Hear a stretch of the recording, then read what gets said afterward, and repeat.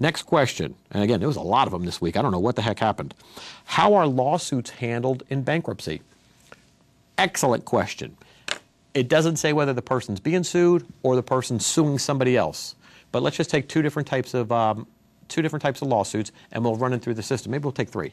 Well, we can incorporate two. Let's say you're being sued for foreclosure. Now, this is a different type of scenario where the person who's filing bankruptcy is actually being sued. They're the defendant. If they're being sued, any debt you owe, either in a debt collection lawsuit, let's say you're sued by a credit card or a medical bill or a personal loan or a foreclosure, somebody's coming after you for money. That debt obviously is going to be included in your bankruptcy paperwork, so it'll be all taken care of there. What if you're suing somebody? Let's say, for example, somebody owes you money and you file bankruptcy. Well, obviously, that lawsuit is going to be treated differently in a Chapter 7 and a Chapter 13. In a Chapter 7, the bankruptcy trustee has the right to step into your shoes, take over that case, and pursue it. Any money that comes in as a result of a negotiated settlement or a trial and a verdict, then ultimately that money comes into the bankruptcy estate. You don't get a dime of it in a Chapter 7. So again, that's basically a claim that you've just walked away from. The bankruptcy trustee gets that money, they take their share, and they distribute it out amongst the creditors. All court approved. Court watches over every dime in a Chapter 7 and Chapter 13 bankruptcy.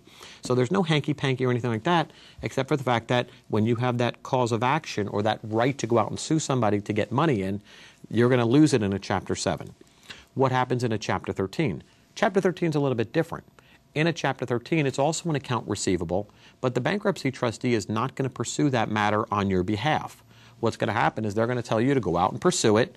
Any proceeds you get in, you're going to have to commit to your repayment plan. So you put it in there, you're going to put it in, you're going to say, hey, judge, this is what I've received, and this is what I want to do with the money.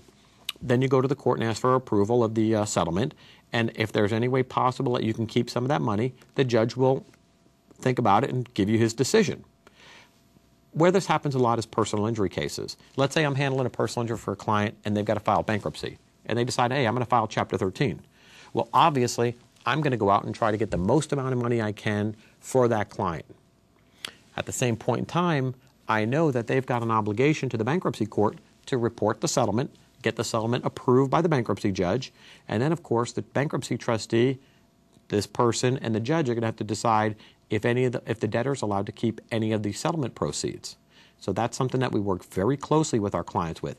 And a lot of people don't think there's a lot of correlation between bankruptcy and personal injury, but actually there is. And a lot of personal injury attorneys call me all the time and say, Carmen, help me out with this. You know both sides of the street, bankruptcy, personal injury. I need your assistance on this. And I'll be more than happy to help them out with that.